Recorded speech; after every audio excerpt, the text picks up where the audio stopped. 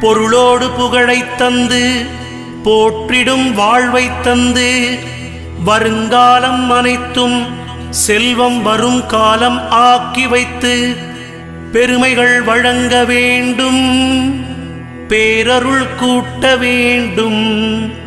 அருள்மிகு குருவே, உன்னை அடிபணிந்து வணங்குகின்றேன்.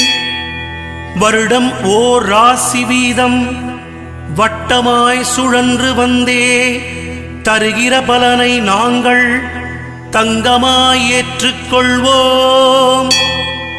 வருகிற நாட்களெல்லாம் வசந்தமாய் மாறுதற்கே அருள் தரும் உனது பார்வை அனுதினம் எமக்கு வேண்டும். குருவே, நீ பார்த்தால் போதும் கோடியாய் நன்மை சேரும்.